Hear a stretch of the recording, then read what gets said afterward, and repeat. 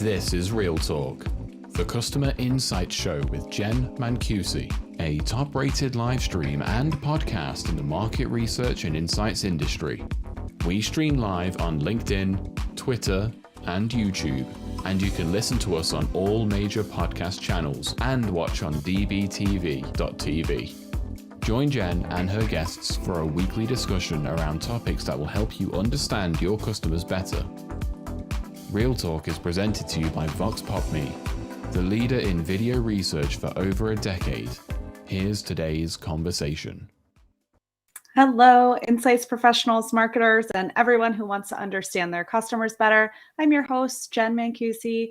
The topics of proactive research and insights teams being strategic partners to the rest of the company, really super important. This has been coming up a lot over the last 12 months. So how can insights teams actually be strategic partners to their businesses? Let's find out. I'm looking forward to hearing more about this topic on my chat with Jill Burnett, an experienced global insights leader. Welcome to the show, Jill. Thank you.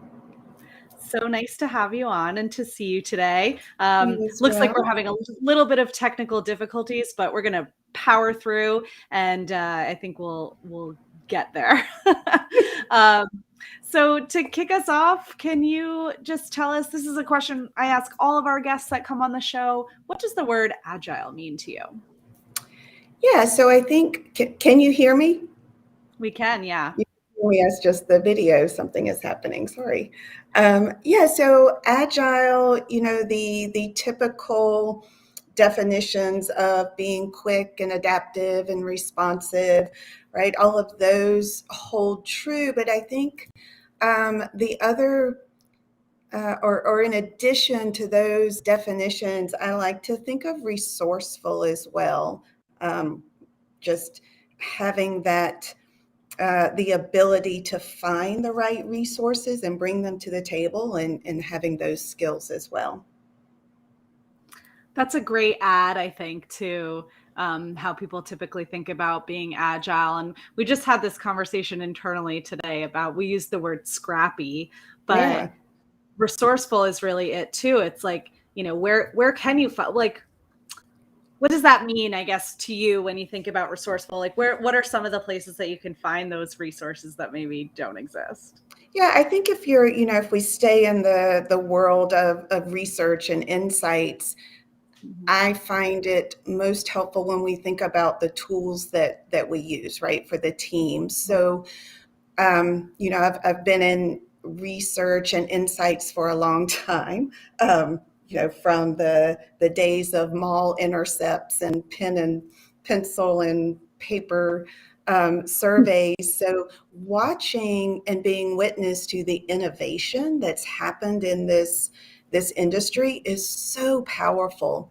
And I think the ability as a team leader and as an insights leader in an organization to be able to bring those tools to the teams, to bring the resources that make us more efficient, that allow us to do more with less, whether that's budget or time, or efficiencies, or just a better outcomes, right, are all pieces of that puzzle, I think. Totally. Yeah. And really, like, staying on top of those innovations. I mean, it's not an easy task, honestly. There's so much, like you said. But it's so important to kind of stay up with what, the latest innovations that are out there. That's such a great suggestion. So let's get into the topic today. Can you give us a little bit of an overview of what you see in the current state of, insights as a whole? Like, are you seeing insights being more reactionary or more proactive? And what are some of the ways you've seen that play out? Yeah, I think, in all my years in research and insights, the goal and the vision and the mission has always been that of a strategic nature, right? We want to be strategic partners. We want to truly present the holistic lens of the consumer or customer, or whatever our focus is. But I think the reality often is, we tend to be more reactionary. And I think that's due to a couple of things. One is structure, right? Where does research and insights live in an organization? If you're on the outskirts, and separated, whether it's structurally or physically or whatever, the design is, it's easier to be reactionary when you're not integrated and part of everyday conversations, right? Where it comes to the conversations are already happening, the questions are already being asked, and then teams will come to research or insights and say, hey, can you do a survey, or can you get the answer to this question, or what's the best name for this product, etc. But if we can structure ourselves so that we're part of the conversations, so that as a team we can anticipate, right, the questions that need answering, then we're much more likely to be on that strategic path than a reactionary path, I think. Yeah, that makes a lot of sense. Sort of like being part of the conversations day to day, you understand the context of where those questions might come from, Right, versus right. the question just comes up with no background. What would you describe, like, I guess, where do you think is the best team for insights to sit on? I've seen insights teams that report up through marketing or report up through product. Like, what, in your experience, where do you think insights best lives? Wow. I don't know that it's so much the actual structure as the environment and the culture of the company. I think, and to go a little deeper in that question, we also, and you and I talked about this the other day, that that use of research and insights kind of interchangeably, right? So we have research, market research specifically, I guess, to keep our scope in that world, is it's the biggest piece of insight work, right? Whether it's primary research, secondary research, competitor understanding, segmentation, right? Those research provides those nuggets and those truths and those understanding to insights, right? And so insights can live, it can be the same people doing the research and then crafting the insights, but insights is really in and of itself a more strategic function, because it's the ability to take those disparate pieces of understanding, the answers to these business questions that we seek out, and coupling that with landscape understanding, with competitor understanding, with consumer understanding in your company and the culture, and being able to craft the stories for leadership and for strategic decisions that are happening. So I think what happens often is oftentimes in companies, we don't make room for both pieces of that, right? We spend a lot of time and a lot of resources on the research and getting the questions, but whether it's because of bandwidth or resourcing or expertise, we don't allow room for the true insights to develop, the strategic pieces to develop. Yeah, I see the same thing, actually. And I think from, when I think about marketing data specifically, that's my experience, right? And marketing attribution or performance metrics and things like that. Like, there's a million data points that you could be measuring at any given time, right? And not all of them actually make you smarter. So Right, I feel like right. it's the same with research. Like you can ask all the questions, and I think it was Sebastian Schuliacher, who's currently up at Post Holdings, who said on the show, like the data is just the facts. Like it doesn't actually tell you really, you need that first, but you have to take it that one step further to actually do something with it. And I think there's a lot of, there's a lot of time spent, like you said, on the research itself, and maybe not even always on the right research potentially that's going to help you to make the strategic decisions, which is really where the, like what you're saying, that's where the kind of strategic insights really come out. Absolutely. Totally agree. I mean, I think from what I've seen, and it's also the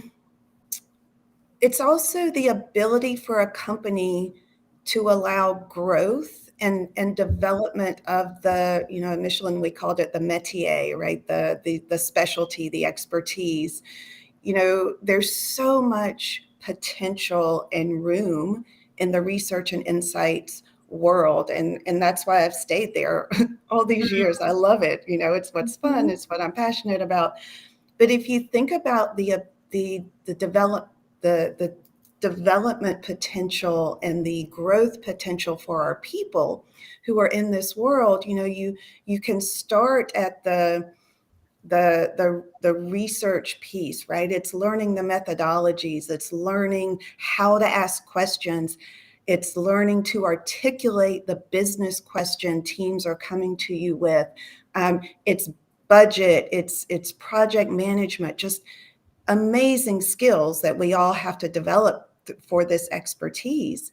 And then it is, if you're thinking within an organization, then it's taking the understandings you get from these research projects, right? Whether they're naming studies or positioning or segmentation or brand health, right? And it's learning those and how they connect and how they, how they start to build a picture of your brand and your consumer and your landscape and your competitors.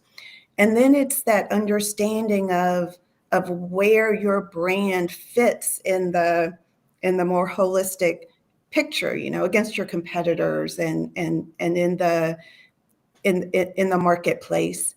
And then it's taking, okay, what about understanding of trends and what are we thinking is going to happen in 20 years for mobility as an example from my most recent world.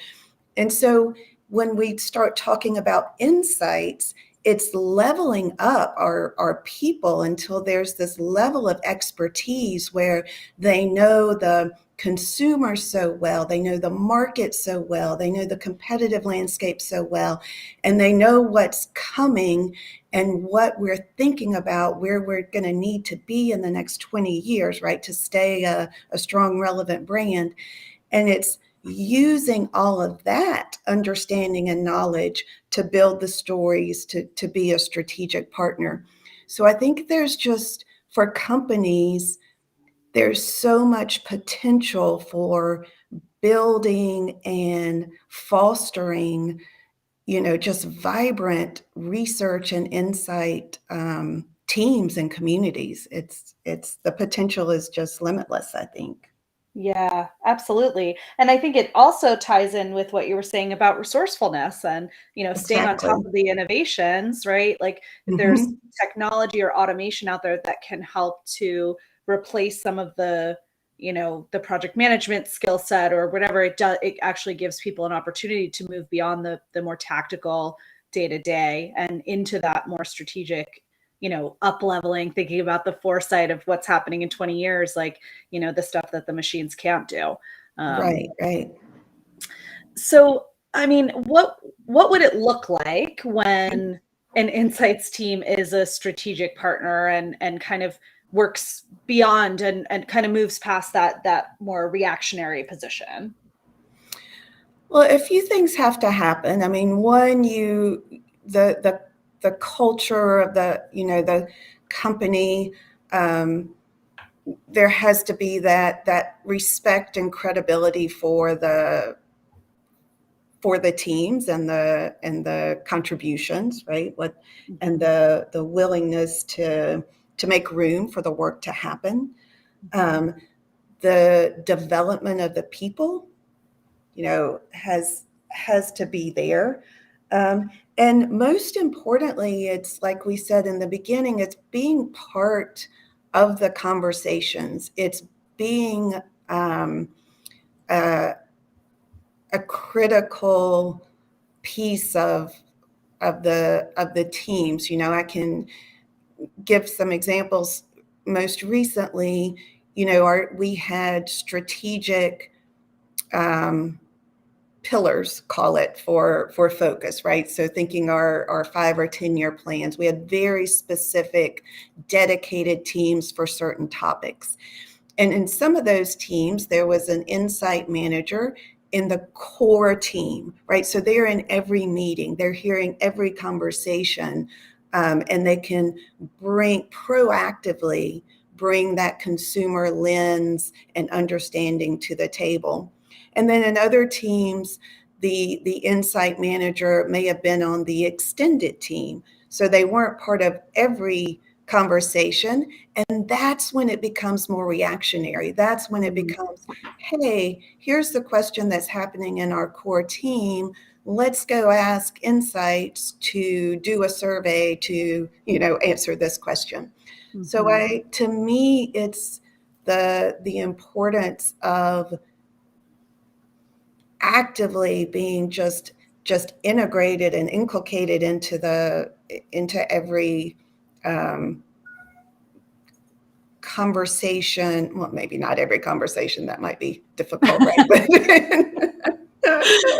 we want to be part of everything, of course, right? To be seen as adding value along every step of the way, and not just to answer a specific question. Yeah, for sure. What do you think needs to change? Like, if you're in a business, if you're listening right now, you're an insights leader and you're feeling like, hey, I don't have that. I don't have the trust and respect and the credibility. I'm not being invited into the conversations. Like, what do you think needs to change within the organization to get that? And where does the responsibility lie in terms of the insights leader and the others in the business? Yeah, I think it's the responsibility lies on I don't like to use the word both sides because I don't want to make it sound adversarial, because it's not. Yes. But insights, we have a responsibility to show the value we bring, right? And part of that is communication. It is proactive, being our own advocates, right, for what we bring to the table. So a lot of it is, can we prove ourselves? And maybe there's a period that it takes some proving.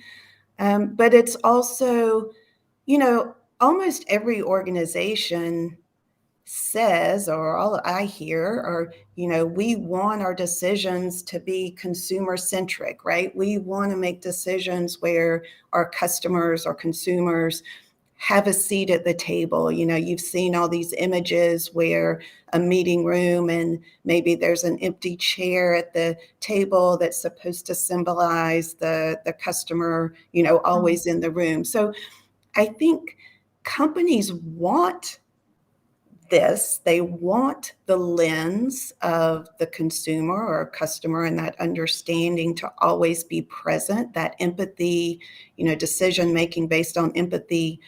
And I think it's our role to show how we bring that. And so it's, if you're an insight manager and you don't feel like you have the room or the recognition or the credibility, you might have to get scrappy on how you show that. You can do host webinars or lunch and learns, but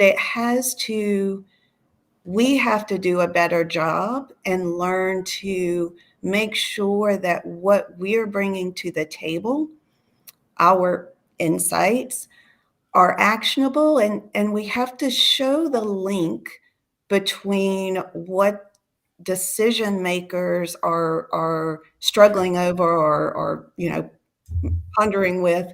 We have to show that link. I mean, we all, as researchers, we get excited when we see these nuggets or aha moments, and we want everyone else to get excited. But it's on us to make the link, with the business and with the strategic outcome.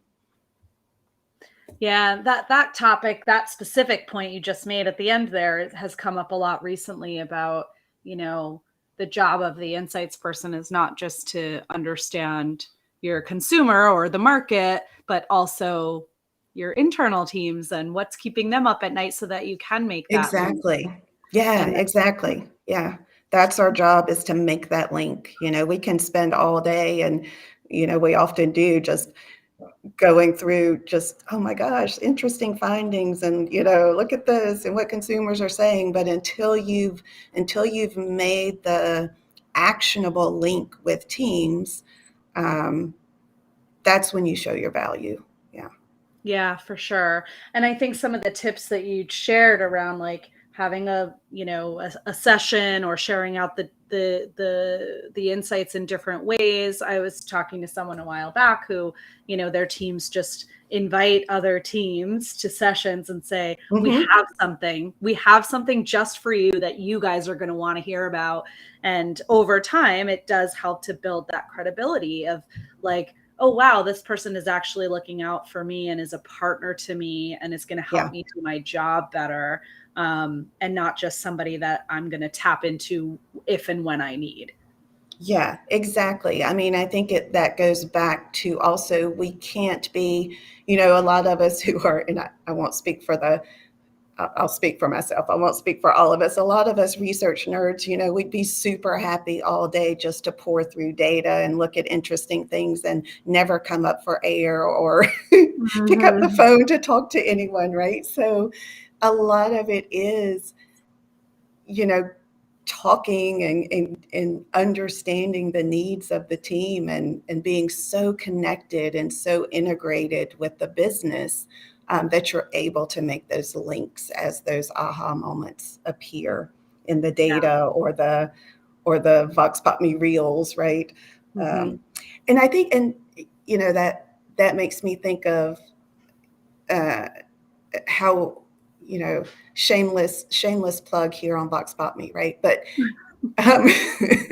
when, finding ways to bring your insights and nuggets, right, your aha moments to life, the tools that are out there now, like we talked about, the innovation, it's incredible, right? So now there are so many ways to bring your findings to life. You don't have to just show a bar chart or a trend chart, right? You can give voice now to these findings, and that's one thing we have found so powerful that resonates so well across teams.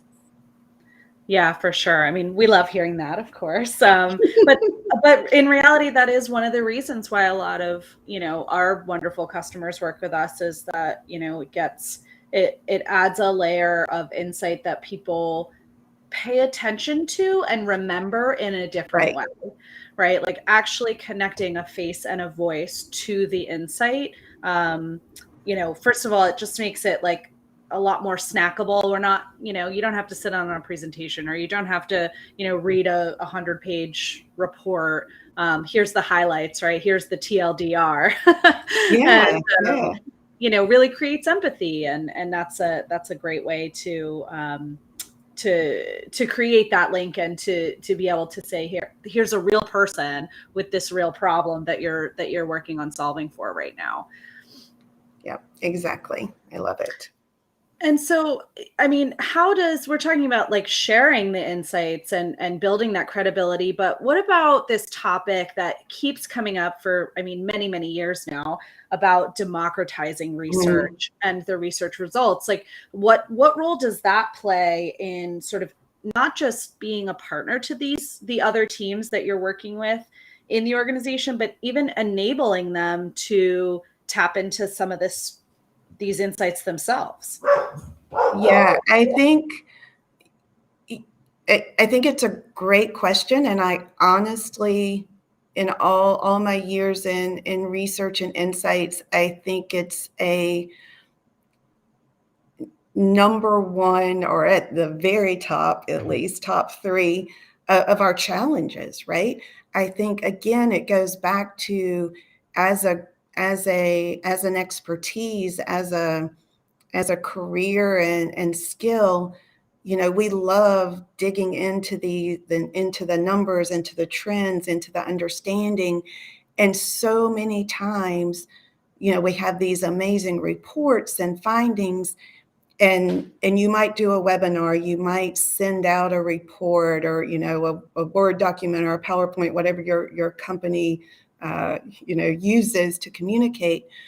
But being being able to communicate the right findings to the right teams at the right time when they're making the decision is truly a challenge, right? Where does all of that knowledge live? I think it continues to be a challenge for most of us in insights. You know, there's some great tools now for, you know, libraries, and we were calling it knowledge engagement, right? How do we not just have a repository for all of the great work we've done, but how do we engage the rest of the organization into what we're learning?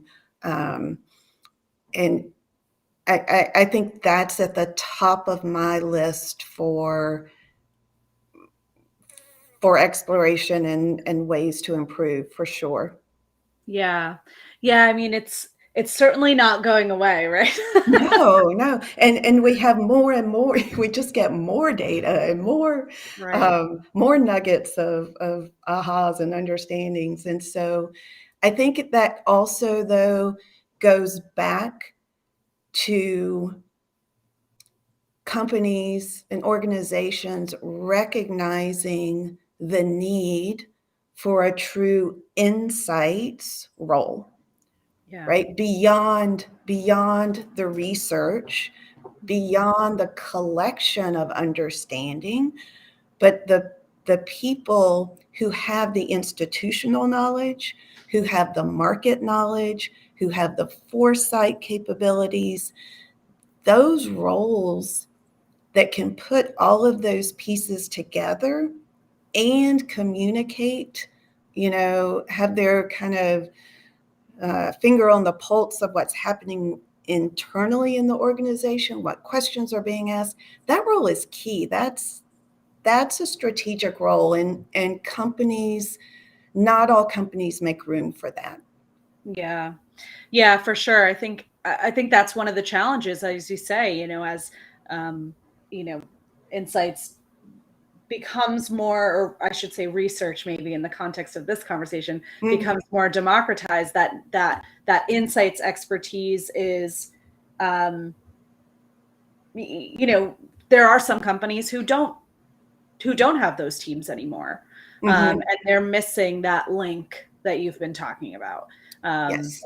you know, the functional, like running a survey is something that anyone can do. Whether they do it properly is another another question. And I think some of the insights teams that I've seen out there that are you know, handling that democratization challenge well are enabling other teams to do certain things, and like you said, you know, proving their, you know, credibility in Mhm. other areas to make sure there's kind of room for all. Because I think the challenge that, you know, that the industry is up against is, you know, people are people in marketing teams and in innovation teams and product teams are curious, and they want to get closer to the consumer and closer to the people that they're serving. And so you don't want to dampen that. Right. Right. But like you said, there's a skill set, and not just any skill set, but an up level skill set to be able to tie everything in. Yeah, and not to throw too much of a tangent out there, because you could do 3 more podcasts on this, but the tools you were just saying, the tools that are out there now, and quote unquote anybody can use them. Yes, they allow us to get closer to our end consumer and customer than we've ever been able to before. 100% agree, and more authentically, I would argue as well. But there's also, I think we have to be very careful. These tools ideally would be used to help make us, the teams with the skills and expertise, more agile and resourceful, not replace us, right? Of course. I think, and I think we see some of that happening of, anyone can do a survey, but not just anyone can interpret the results, not just anyone can ensure validity and credibility of the work, and not just anyone can translate the findings into actionable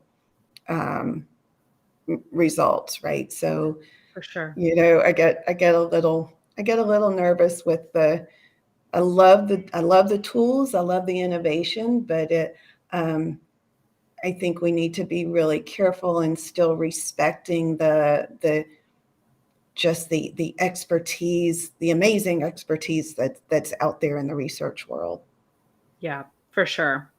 I think so too. And I think, like, from what I've heard out in the market, like, there are just certain things that require that level of skill set that can't be done by someone else that doesn't have the experience. And then finding those areas that maybe don't require that skill set, and is where the democratization can really happen, and Yes. kind of analyzing the risk of this study versus that study, and where insights teams really need to own the process, and where other teams can get involved. And I think it's really, like you said, about the culture of respect and trust, and working collaboratively. That's where it can really excel in the best way.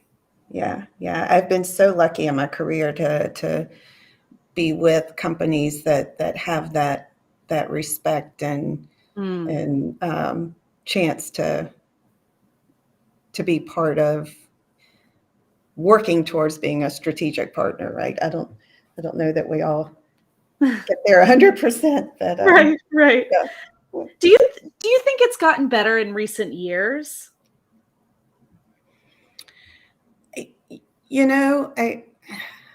I'm biased because I was with Michelin for a really long time. I can say, talking to peers, I don't know that the end goal or mission or vision has really changed. I mean, all my years in research, I think the end mission and goal has always been, can we provide that lens and that deep understanding of our consumer, customer, right? Depending on your business. So I think that has always been there, that underlying reason for being. Sure. What's our why? But I think I have seen, in probably the last decade, I mean, this is purely personal, the increased use of insights over research, like purposefully using the word insights. So I think, yes, there is more focus on believing there's a greater depth to what we can bring to the table. I think most companies are still trying to figure out what does that look like, and what are the skills we need, and what's the structure that works the best for our teams, and how do we share it? I still think that's a huge piece of it. Yeah, absolutely. So if we were to sort of flash forward and say, okay, now we're in an organization where we're really, have a very strategic partner in insights and infiltrated throughout the teams. What's the business impact of doing that well? I think the business impact is you have reached this ultimate vision of having the confidence that the decisions you're making are truly through the lens of your consumer or your customer, grounded in empathy, grounded in a solid understanding of the market and your business, and positioned to be positioning yourself for what's coming, for the future, is that the best we can be prepared. I think it's just the happening of what we said we wanted all these years, of the consumer truly having a seat at the table. Yeah. And I think the key of what you just said, I love that, like having confidence in the decisions that you're making. That is so critical. And seeing it play out in a reliable way, like a repeatable way, I should say, over time. Right. Well, then you get better at it. You begin to establish your benchmarks, globally. You begin to, have that solid understanding of what works and why it worked, so we're not just throwing darts in the dark and going with our gut. So, yeah. For sure. Yeah. I mean, that's the dream, right?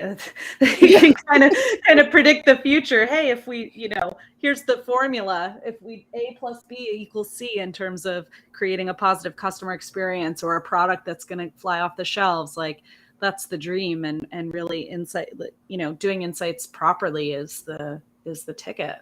Yeah. It gives us the why it worked, that understanding, as best we can. Yeah. It'll be 100%. Yeah. Love that. Well, this has been such a great conversation. Thank you so much for coming on the show. I loved hearing your thoughts on this whole idea of research versus insights and how to be more proactive and strategic. This has been great. Thank you so much.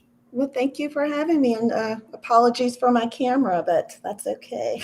No worries. Listen, we pivoted in the moment. There you go. Agile here. I think we are agile. This worked out great. Well, thanks everyone who listened in today. We're going to be back in a couple of weeks where I will be joined by Dennis Devlin and Jeff Jones, the best-selling authors of 3 Wise Monkeys. See you then. Thank